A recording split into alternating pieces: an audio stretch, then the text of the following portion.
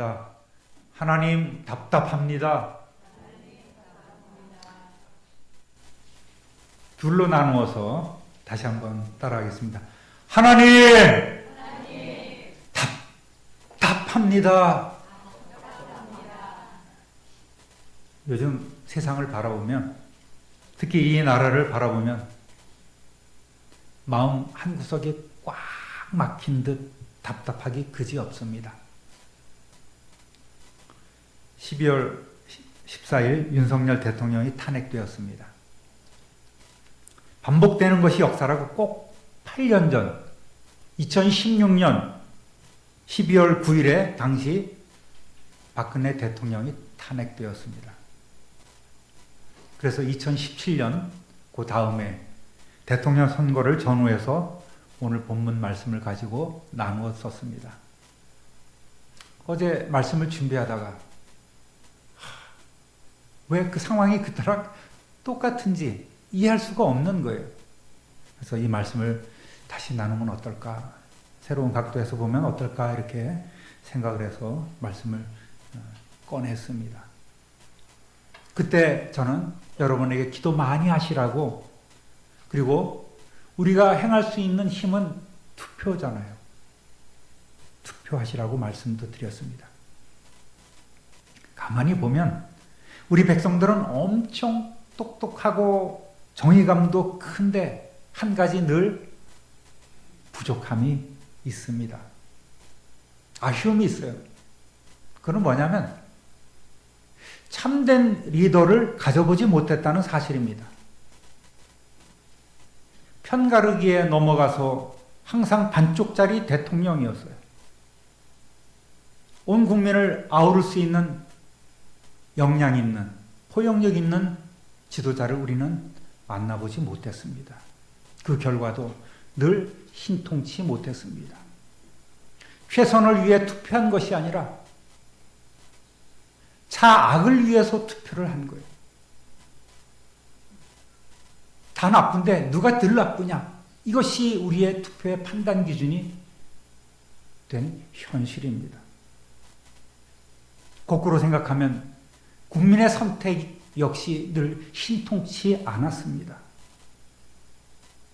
그래서 국민적으로 존경받는 대통령 하나 없는 안타깝고 정말 불쌍한 국민이 아닌가 하는 이러한 자괴감이, 이러한 생각이 자꾸만 드는 거예요.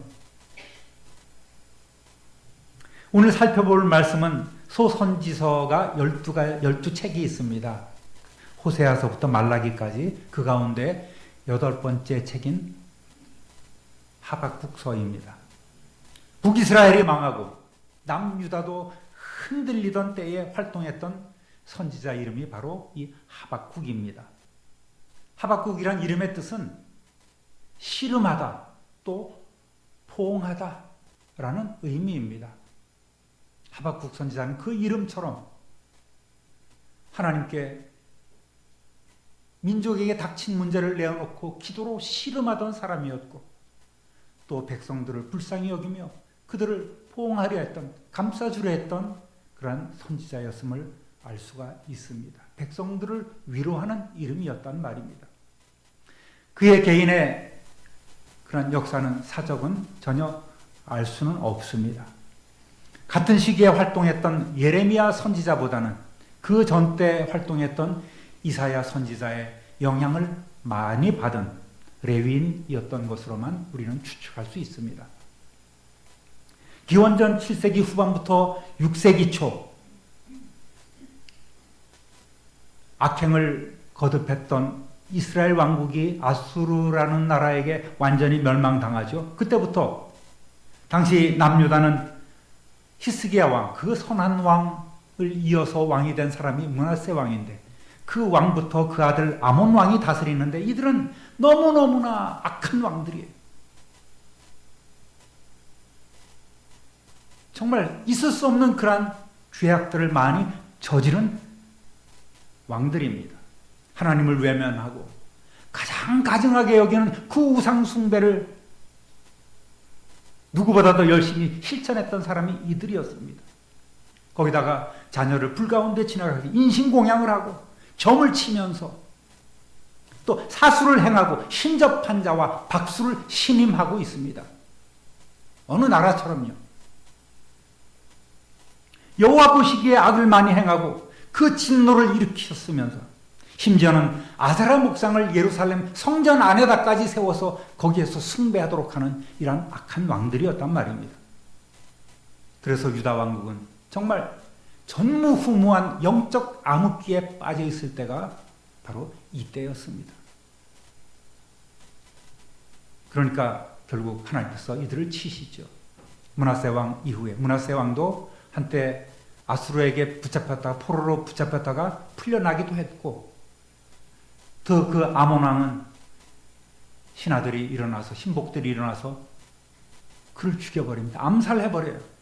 그러니까 이번에는 백성들이 일어나서 그 암살한 자들을, 그 신복들을 다 죽였습니다. 그리고 아몬 왕의 8살짜리 아들이었던 요시야 왕을 세웁니다. 우리나라 역사도 그렇지만 유다도 만만치 않아요.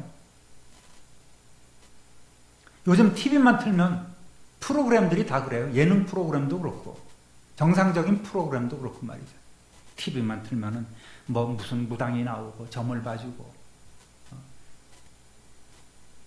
신병을 앓았는데 내가 무당이 되고 싶어서 무당이 된 것이 아니라, 그런 갖가지 변명을 드러내면서 타로점을 치고 사주를 보고 전생 체험을 하고 아주 난리도 그런 난리가 없어요. 사실처럼 이렇게 미혹되다 보니까 이 땅의 지도자들이, 그런데 미혹되는 것이 우상 무속신앙에 빠지는 것도 정말 별일이 아닌 것 같아요. 그런데 그렇게 용한 사람들이 한 치 앞도 못 내다보고 왜 이렇게 나라를 망치고 있을까요? 희한하지 않습니까? 다 헛된 거란 말이에요. 그걸 알아야 되는데 또 얼마나 가짜 뉴스가 많고 거기에 그걸 또 신봉하는 사람들도 많고 말이죠. 정말 영계가 혼탁한 세상이 되었단 말입니다. 한국교회가 쇠퇴하고 이단 사설이 들끓으면서 영계가 혼탁해지니까 이런 일들이, 참 별일들이 많아집니다. 영계가 흐려지면 정계나 사회계도 흐려질 수밖에 없어요. 한국교회가 새롭게 되어 다시 일어나 힘을 내야 될 때가 되지 않았는가. 이미 늦은 것이 아니라 지금이라도 우리는 그러한 모습을 갖춰야 합니다. 암흑기의 유다는 온 나라에 악이 가득해서 폐역과 겁탈과 강포와 분쟁이 끊어지지 않습니다. 위로부터 완전히 썩어서 백성들은 도탄에 빠져 있습니다. 백성들 역시 우상 숭배 정신을 차리지 못합니다. 하나님의 율법이 해이해지고 악인이 의인을 짓밟음으로 불법이 판치고 공의가 완전히 짓밟히던 때가 바로 이때였다는 말입니다. 여러분, 악한 시대의 특징은 악인이 형통하는 것 같아 보여요. 저렇게 나쁜 사람이 저렇게 잘 나갈 수 있는가라는 의문이 우리의 마음속에 많이 생기기도 한단 말입니다.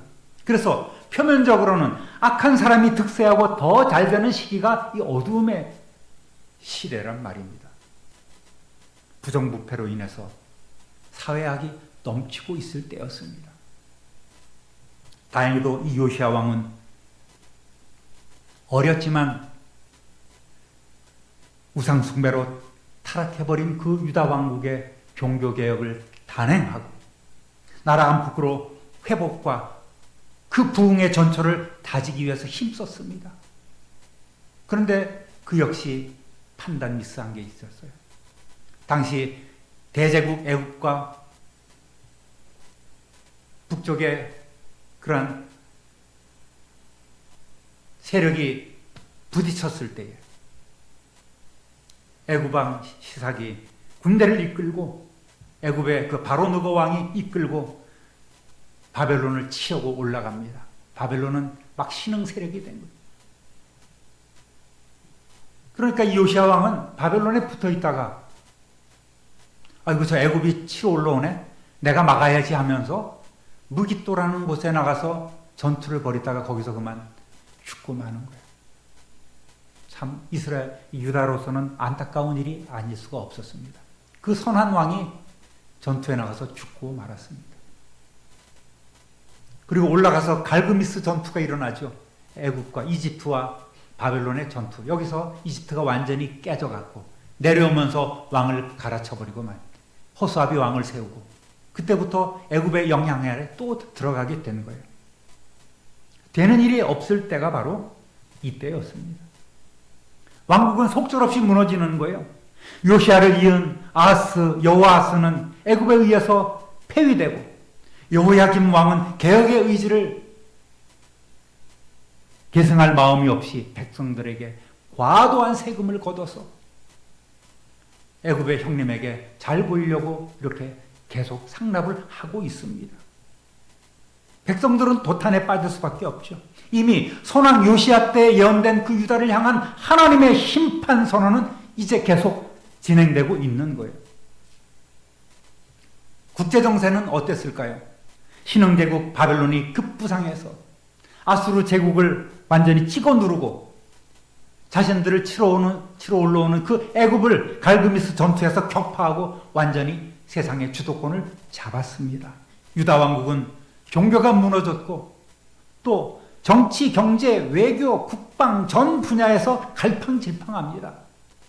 어느 나라처럼요. 어느 나라처럼요. 마치 무정부 상태에 오늘 미국과 중국의 틈새에서 열강의 틈새에서 이러지도 저러지도 못하는 우리나라의 신세와 비슷한 상황이었단 말입니다. 따라합니다. 다시 한번 하나님 답답합니다. 답답합니다. 이런 시기에 하박국은 어떻게 했을까요? 그들 속에서 그들처럼 적당히 살았습니까? 되는 대로 그냥 살지? 아닙니다. 하박국 선지자는 그 속에서 몸부림친 거예요.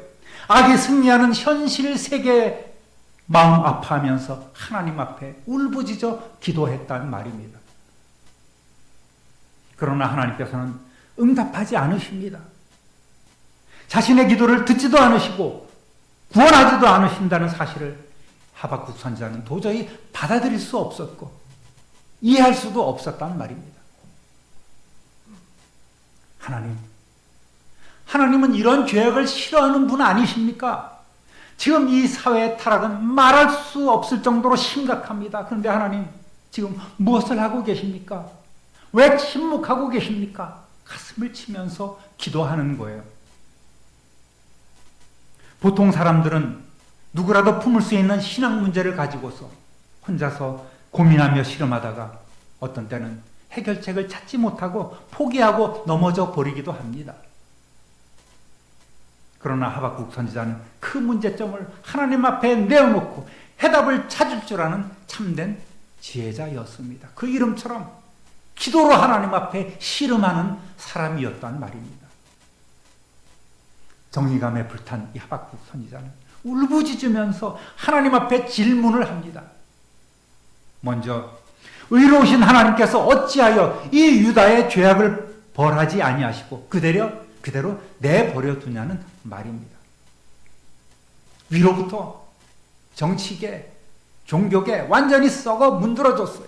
밑에까지 똑같습니다. 하나님, 이 유다를 왜 그냥 방치하고 계십니까? 바꿔주시면 참 좋을 텐데요 하면서 그렇게 기도하는 거예요. 2절을 우리 새번역 성경으로 다시 한번 읽어보겠습니다. 살려달라고 부르짖어도 듣지 않으시고 폭력이다 하고 외쳐도 구해주지 않으시니 주님 언제까지 그러실 겁니까?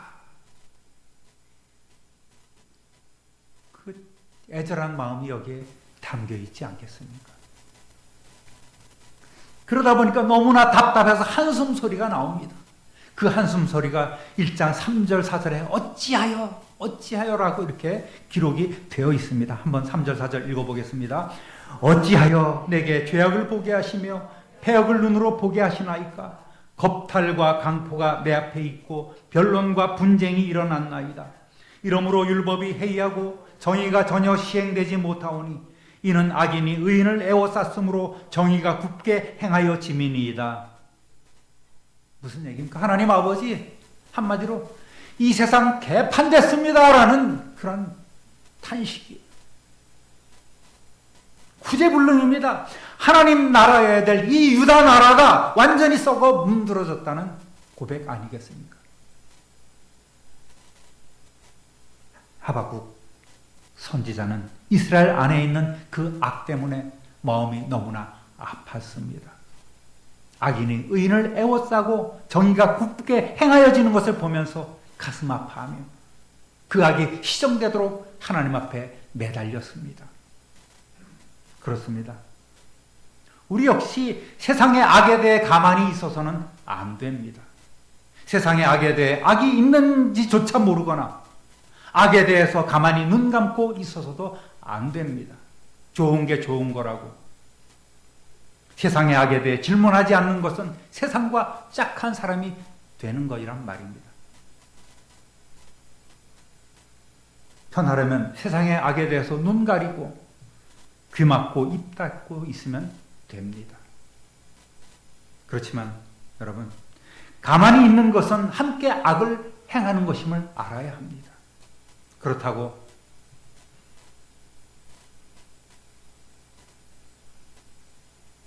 편파성을 드러내서 어느 한쪽에 치우쳐서도 안 됩니다. 이용당해서는 안 됩니다.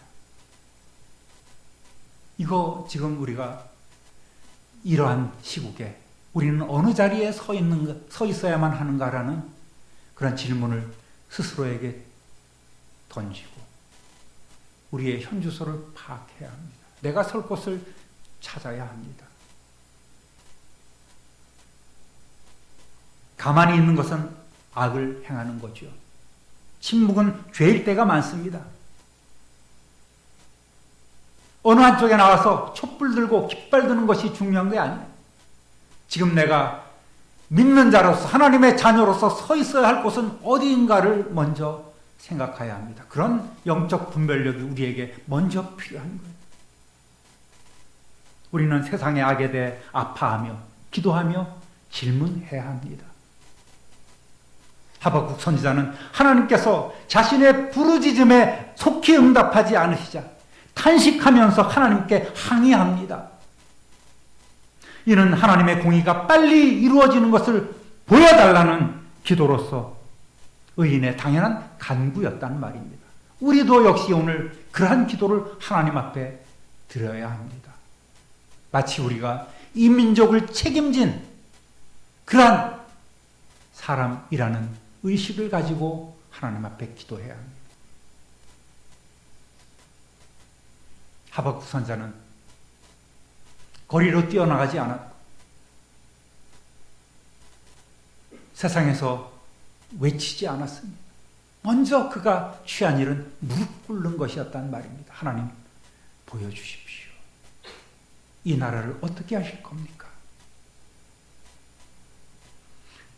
그렇게 기도했지만 하나님께서는 하박국 선지자의 생각대로 악인을 멸하시는 심판을 행치 아니하셨습니다. 그래서 선지자는 조급한 마음으로 하나님께 불평까지 털어놓고 있는 거예요. 따라합니다. 내가 한 일을 행하겠다. 왜 사회가 이렇게 악해졌는데도 하나님은 그냥 두고 보고만 계시냐는 이러한 하박국 선지자의 질문에 대해서 하나님께서는 드디어 환상으로 대답하십니다. 5절 읽어보겠습니다. 여호와께서 이르시되 너희는 여러 나라를 보고 또 보고 놀라고 또 놀랄지어다. 너희의 생전에 내가 한 가지 일을 행할 것이라. 누가 너희에게 말할지라도 너희가 믿지 아니하리라. 내가 한 가지 일을 행할 텐데 야, 어느 누구도 안 믿을 것 같아. 내가 너한테만 얘기해 줄게. 말씀을 멸시하는 자들이 맞을 최후는 놀랍고 또 놀라운 두려운 그 심판입니다. 쉽게 말해서 하나님의 답변은 뭡니까?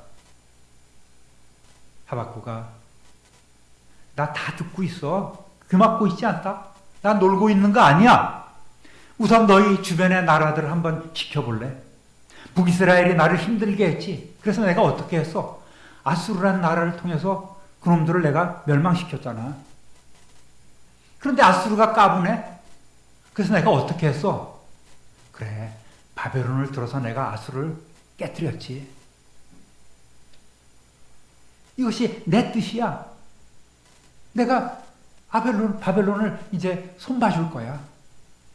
걱정하지 마라.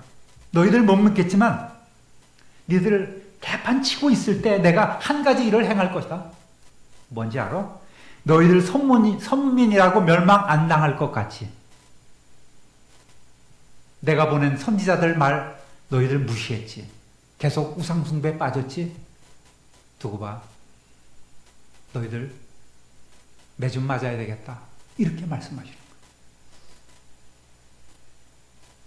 하나님은 종종 우리의 기대와는 달리 다른 응답을 주시기도 합니다. 이것이 응답인지 징계인지 저주인지 헷갈릴 때가 있단 말입니다. 하박국 선자는 하나님 이 나라를 불쌍히 여기시고 이 나라를 좀 고치시고 회복되고 뭔가 좀 과거의 그런 영화로움을 우리가 찾을 수 있도록 도와주십시오. 그런 기도를 하고 있는데 하나님은 먼저 너희들 죄값을 치러야 돼. 매 좀 맞아야 되겠다. 이렇게 말씀하고 있는 거죠. 따라합니다. 유다를 손봐주겠다. 6절부터 8절까지 읽어보겠습니다. 보라, 내가 사납고 성급한 백성 곧 땅이 넓은 곳으로 다니며 자기의 소유가 아닌 거처들을 점령하는 갈대아 사람을 일으켰나니 그들은 두렵고 무서우며 당당함과 위엄이 자기들에게서 나오며 그들의 군마는 표범보다 빠르고 저녁 이리보다 사나우며 그들의 마병은 먼 곳에서부터 빨리 달려오는 마병이라 마치 먹이를 움키려는 독수리의 나름과 같으니라. 무슨 말씀입니까? 내가 이미 너희들 나라 유다에 대한 심판을 마련했다. 심판을 준비했다. 그 심판을 행할 도구는 사납고 성급한 무자비한 백성인 갈대아 사람 바벨론이라 나라다. 이렇게 하나님께서 말씀하고 있는 거예요. 하나님께서는 이 바벨론 사람을 일으켜서 표범보다 빠른 군마로 저녁 이리보다 사납게 마치 먹이를 움키려 하는 독수리 나름과 같이 유다를 치기 위해서 아주 신속하게 이 땅으로 이동시키시려는 말입니다. 우리 그냥 스스로 개혁하고 스스로 회개하고 잘 됐으면 좋을 것 같은데 하나님께서는 이방 나라를 동원해서 치시는 거예요. 오늘 우리 민족이 이 나라가 이런 데서 교훈을 받아야 합니다. 어떠한 외부로부터의 징계 채찍이 이 나라에 있을지 몰라요. 바벨론이라는 그 떠오른 나라의 강력한 군사력을 통해서 이 우상숭배에 빠져서 율법이 해이해지고 정의가 사라진 이 대책 없는 이 땅을 휩쓸어 버리시겠다고 하나님께서 말씀하고 있는 거예요. 하나님의 이 심판의 경고를 들은 하박국 선지자는 기가 막혔습니다. 막아주시고 하나님께서 고쳐주시고 보호해 주셔야 될 하나님께서 오히려 이 유다를 더 못쓰게 만드시겠다는 말에 대해서 할 말이 없는 거예요. 결과가 어떻게 될까요? 사랑하는 성도 여러분, 바벨론이 센 것이 아니라 하나님께서 유다를 심판하기 위해서 이 바벨론을 키우셨습니다. 이 모든 역사의 배후에는 이를 다루어 가시는 하나님의 철저한 계획하심이 있으심을 믿으시기를 주님의 이름으로 부탁드립니다. 국제정세도 하나님께서 우리를 다루시는 하나님의 방법임을 알아야 합니다. 미국을 일으키시고 한국을 일으키시고 중국을 일으키시는 그 역사의 주관자가 누구이신지 우리는 알아야 합니다.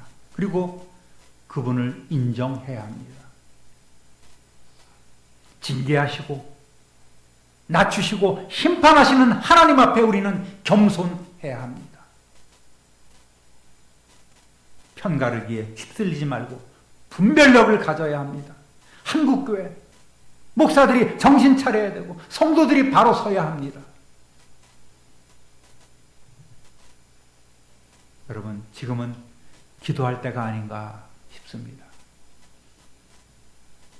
이 땅에 하나님의 뜻이 온전히 이루어지도록 나라와 교회를 위해서 그 하나님의 뜻이 때로는 징계일 수도 있고 사랑의 구원일 수도 있겠습니다만 하나님의 뜻에 우리는 맡겨드리는 거예요.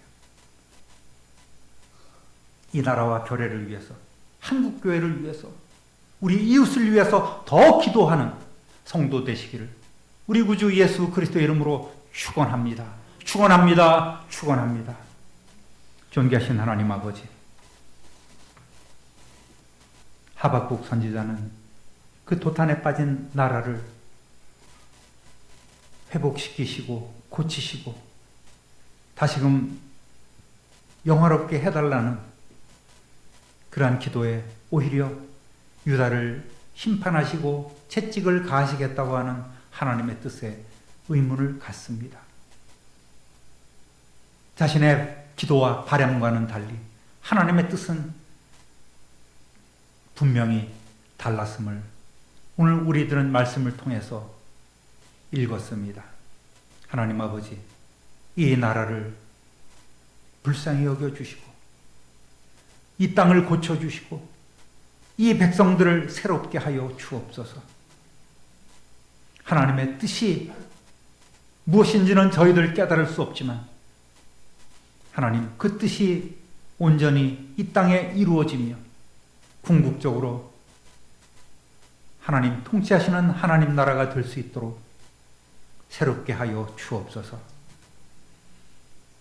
나라를 위해 더 열심히 기도하는 기도의 계절이 되게 하시고 기도의 부흥기를 우리가 갖게 하시고 기도의 전성기를 누리는 시간이 속히 오게 하여 주옵소서.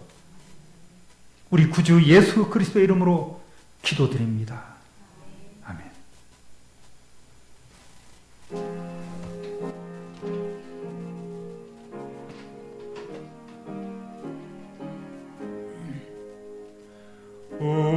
우리의 주여 패회하기 전 또 한 번 주께 찬송하오며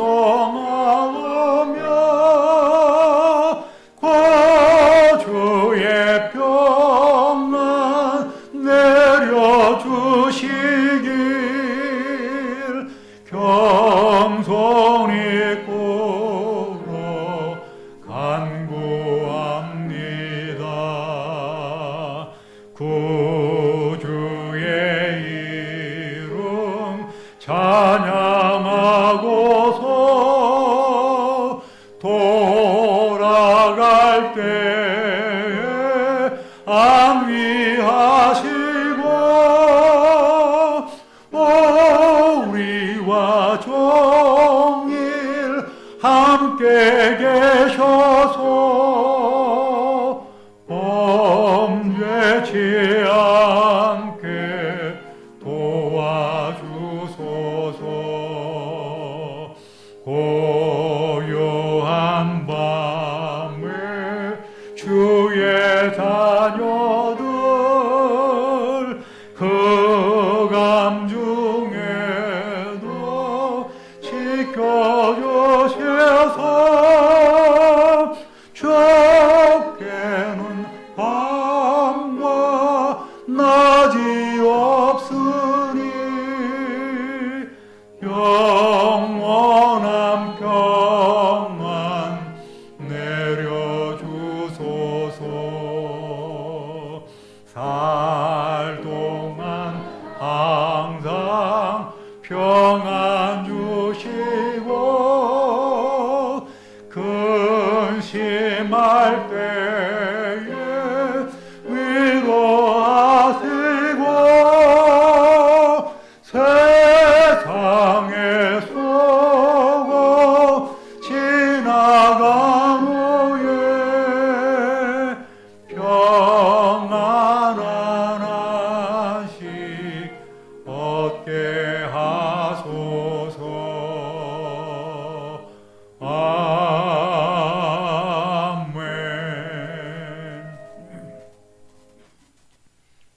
이제는 우리 구주 예수 그리스도의 십자가 구속의 은혜와 언약대로 독생성자 예수 그리스도를 우리를 위한 화목제물로 보내주신 하나님 아버지의 넓고 만극하신 사랑하심과 주님 다시 배없는 그날까지 선한 청지기로 살아갈 수 있도록 날마다 감동, 감화, 충만 내주하시는 성령의 교통하심이 오늘 말씀을 듣고 우리가 기도의 자리에 서야 함을 다시 한번 마음에 새기며 그렇게 기도에 힘쓰기로 다짐하며 작정하는 성도들과 가정과 자녀들과 참빛누리교회 공동체와 모든 선교지와 고침받아야 될 한국교회와 이 나라 결의 위에 국군 장병들과 또 지구촌에서 고통받는 모든 이들과